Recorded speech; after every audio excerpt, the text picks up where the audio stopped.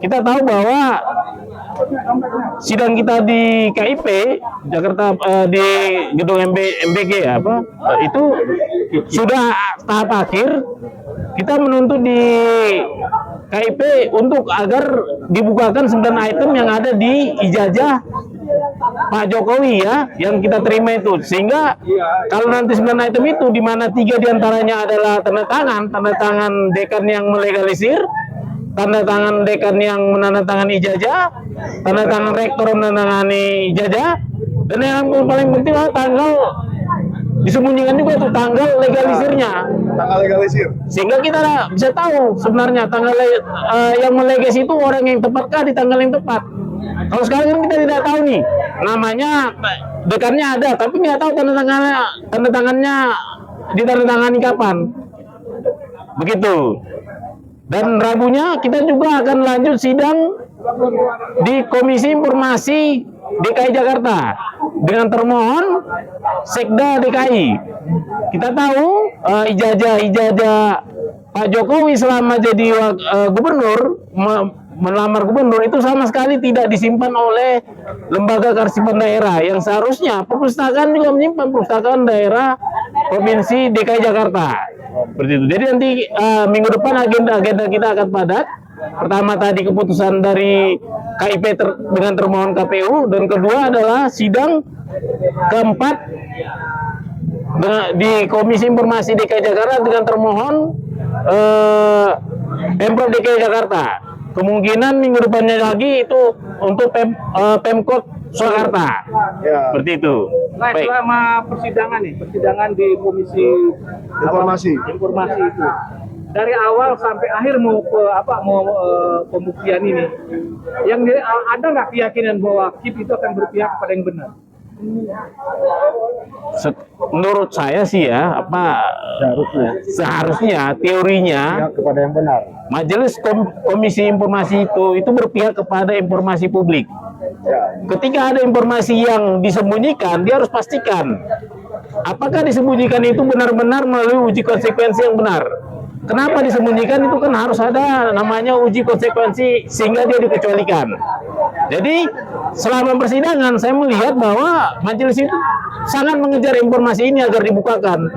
Semoga nanti ya ini tetap harapan kita Komisi Informasi Pusat tetap konsisten, bukan hanya kepentingan keterbukaan informasi publiknya yang dikejar, tapi juga pemohon informasinya terpenuhi hak-hak dan kewajibannya, seperti itu. Oke, ini saya punya satu pertanyaan keren nih buat Pak Bonatua. Kalau ternyata setelah dibuka semua, ternyata tanggalnya tidak ada, gimana Pak? Berarti tidak dibuka semua. Karena salah satu tanggalnya adalah dari 9 itu. Oke. Jadi 9 itu sudah pasti tanggalnya disembunyikan. Iya. Bukan tanggalnya tidak ada ya? Bukan tidak ada. Berarti harus ada tanggal itu. Harus ada. Oke. Seperti itu.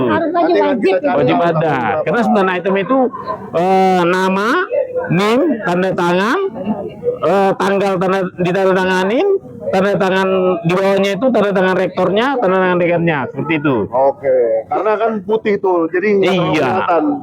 Dan uniknya semua KPU yang di bawahnya dia mengikuti dia.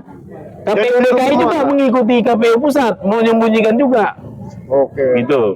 Nah, kalau soal sidang yang di Solo bagaimana, Pak?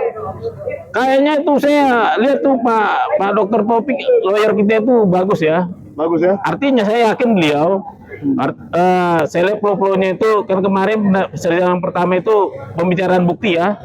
Nah, kedepannya kita tunggu itu tinggal bicara pembuktian. Bukti-bukti mereka dengan bukti-bukti kita dibawakan. Nanti kita undang juga teman-teman ya. Kemungkinan sidang kedua saya juga akan hadir. Oke, berarti ini kado tahun baru untuk seluruh rakyat Indonesia. Iya, amin. Pengadilan ijazah Jokowi yang dari Polda ini mau dipinjam. Kemarin dia mengaku mau meminjam ijazah yang ada di sini untuk dibawa ke Pengadilan Negeri Solo. Kita tunggu apakah pengacara Bapak Joko Widodo yaitu YB Irfan memenuhi janji dia. Iya. Ya, atau apakah itu janji bohong? Ya. Gimana Pak Bona? Ada lagi yang mau disampaikan? Ini juga kita kan kemarin baru melaporkan ke Ombudsman. Ya, betul. Ternyata Ombudsman mengirim saya email mengatakan bahwa dia tidak mau melanjutkan proses laporan saya. Wah. Karena dengan alasan yang bertanggung jawab itulah Andri, bukan mereka. Jadi ini semacam ada lempar-lempar bola, ya. Saya kan waktu itu laporkan KPU tidak menyetorkan arsip ijazah Jokowi, baik dari Solo, DKI dan KPU RI, sehingga ini melanggar undang-undang administrasi. Ya. Ternyata oleh Andri oleh Ombudsman mereka bilang mereka tidak berwenang. Padahal Ombudsman itu pengawas pelayanan publik. Akibat KPU tidak menyerahkan fotokopi ijazah itu terlegalisir, maka Andri terganggu pelayanan publiknya. Pelayanan publiknya adalah dia wajib memberikan informasi arsip-arsip jika ada publik yang ingin melihat arsip yang mereka pegang. Termasuk ijazah Joko Widodo. Termasuk justru presiden yang paling utama ijazahnya, bukan ijazah gubernur atau ijazah saya kan? Seperti itu, iya. Dan bagaimana menurut Pak Bona? Apakah dengan tidak bertanggung jawabnya Ombudsman ini, DPR RI harus bergerak dan memanggil ketua Ombudsman? Kita lihat, saya kan menyanggah.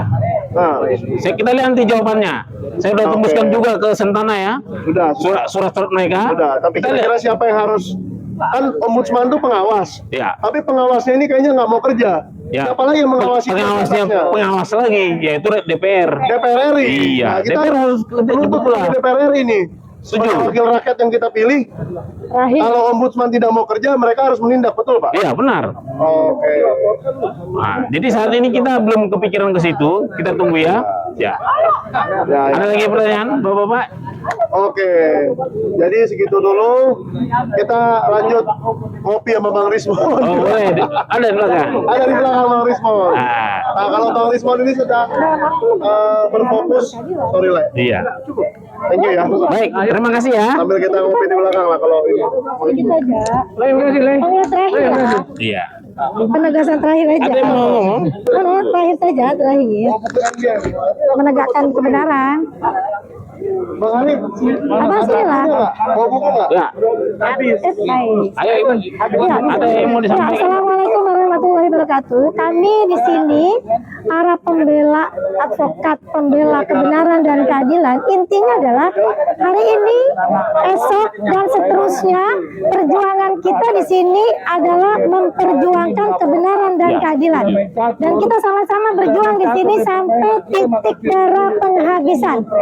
Oleh karena itu kita semua mohon doa dari segenap seluruh bangsa rakyat Indonesia bersama-sama membersamai kita, membersamai perjuangan kita, dan mudah-mudahan Allah meridhoi perjuangan kita. Amin. Ya, benar. Kira-kira itu saja. Terima kasih. Wassalamualaikum warahmatullahi wabarakatuh. Ya, sukses ya. Nah, ada. Belakang. Kapolri melibatkan semuanya, makanya kalau saya jadi presiden, yang pertama saya bicara Kapolri. Kapolri di ini, kalau udah selesai, dia ada dia mau ini. Kasihan Polda, orang Polda ini kasihan loh. Polisi Polda ini bukan orang bego, orang pintar semua. Cuma kasihan kok jadi masyarakat menilai, kok jadi seorang pelapor, kok jadi tidak punya ijazah palsu, kok bisa punya ijazah pelapor. Makanya saya bilang, seharusnya ijazah Jokowi itu tidak boleh ditahan oleh Polda Metro Jaya karena dia seorang pelapor. Seorang pelapor tidak boleh ditahan berkasnya kecuali diduga ijazah si Jokowi itu palsu, ya ditahan. Memang udah diperiksa palsu, ya tangkap aja si Jokowinya. Cuma kasihan seperti ini dilapor, Pak Mikael ini melaporkan perbuatan keterangan persis banget, cuman beda status, beda ini itu biasa, ini kartu tidak ditahan kan? Tidak ditahan. Ijazah si Jokowi itu ditahan, itu politisi Jokowi aja penipu itu. Pura-pura janji di pengadilan alasannya masih dikuasai Polda, itu tidak boleh. Itu harus diserahkan, polisi harus menyerahkan itu karena dia pelapor. Jadi jangan cuma bikin-bikin alasan. Jangan bikin alasan kepada Pak Prabowo, lihat jangan dibodoh-bodohin kita ini. Si Jokowi itu pengacaranya Wak Yakub, apa dasarnya ditahan? Waktu gelar perkara saja nggak bisa dipegang, berarti palsu. Jelas banget kok. Kalian semuanya melindungi kejahatan itu kena pidana. Kalian kalau nggak bisa dipenjara pidana Republik Indonesia pidana, Tuhan akan menindak kalian. Tuhan akan mengambil tindakan. Itu. Itu aja dulu. Oh, jadi itu alasannya Pak Jokowi tidak meminta balik ijazahnya. Ya biar alasannya di Dari pengadilan. di Polda, gitu ya? Iya di pengadilan kayak di KIP kemarin. Biasa ini. Di pengadilan kayak kemarin di Solo kemarin. Apa di pengadilan Solo? Pengacaranya Jokowi mengatakan ijazah untuk dihadirkan tidak bisa Pak Hakim. Kenapa? Karena masih dikuasai Polda. Kami akan mengusahakan untuk meminta. Itu nggak boleh. Anes, justru kalau ijazah saya misalnya ijazah atau kartu per saya inilah contohnya kan. Kalau kartu ini ditahan di Polda, Baru-baru. salah satu. Tapi kalau kartu ini ditahan di Polda, Berarti benar saya ya. terganggu dong. Saya kan butuh kartu ini sehari-hari. Iya, tapi kalau ijazah Jokowi juga butuh ijazah sehari-hari untuk untuk apa lagi? melamar ke Delantara kemarin. Ya, udah jelas Untuk melamar itu. kemana lagi besok? Itu jelas ini politiknya Jokowi supaya Makanya tidak dia mau jadi dihadirkan. sekjen PBB. Masa ngelamarnya masa nggak pakai ijazah? Persatuan jadi sekjen PBB? Persatuan babu-babu PBB mah PBB Jokowi itu dia. Iya, mau jadi sekjen PBB masa nggak pakai ijazah?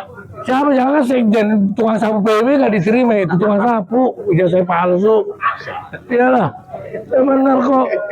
Pemerintah ini ya pemerintah ya pokoknya itu hanya si Jokowi itu hanya politiknya doang pura-pura dititip di Polda supaya pengadilan meminta KIP meminta mana ijazahnya dalam penguasaan Polda. Padahal itu nggak boleh karena dia pelapor harus diserahkan itu. Cuman begitulah Jokowi kau betul-betul kau tipu kayak rusak semua negara ini bener loh kalau saya Presiden Prabowo udah pertama-tama saya tangkap kamu Pak Jokowi betul gila kamu nggak punya introspeksi lah penyakitmu kulitmu itu muka apa ulat apa botak oh padahal kamu punya dokter banyak dokter khusus profesor dokter banyak mana nggak bisa diobatin Kayaknya perlu yakin lah dokter tiba nggak mau lagi kayaknya udah jijik lihat dia tuh mah udah nggak mau lagi tuh bener harus kayaknya saya menyarankan Pak Joko Widodo untuk berobat ke salah satu dari dua dokter ini. tapi yakin gua Satu dokter Ya. Tifa, dua dokter Zul. Ya Jul, tapi paling utama kalau bisa biar sembuh dia panggil aja si Luhut pasti tahu di mana dokternya itu si Luhut pasti tahu itu Oh gitu ya. pasti tahu itu